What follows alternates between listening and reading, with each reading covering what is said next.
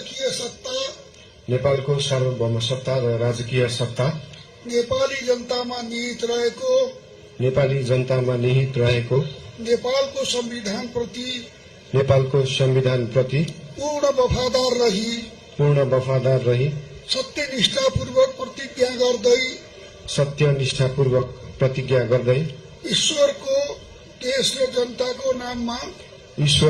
जनताको नाममा शपथ लिन्छु कि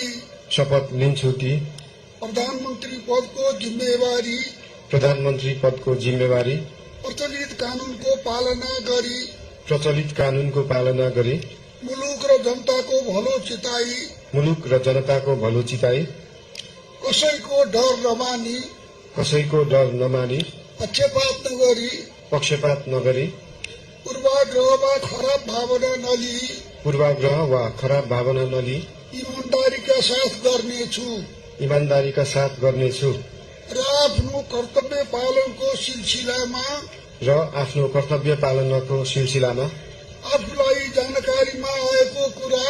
आफूलाई जानकारीमा आएको कुरा म पदमा बहाल रहँदा वा नरहँदा जुनसुकै अवस्थामा पनि प्रचलित कानूनको पालना गर्दा बाहेक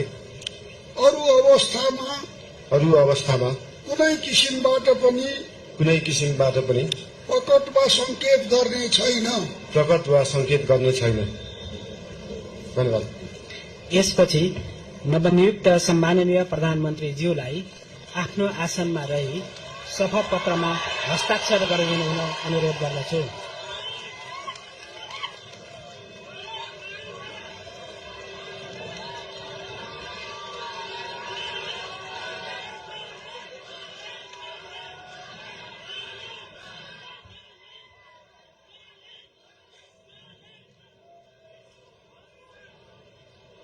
सम्माननीय प्रधानमन्त्री श्री बालेन्द्र शाहज्यूबाट प्रधानमन्त्री पदको पद तथा गोपनीयताको शपथ लिने काम सम्पन्न भएको छ।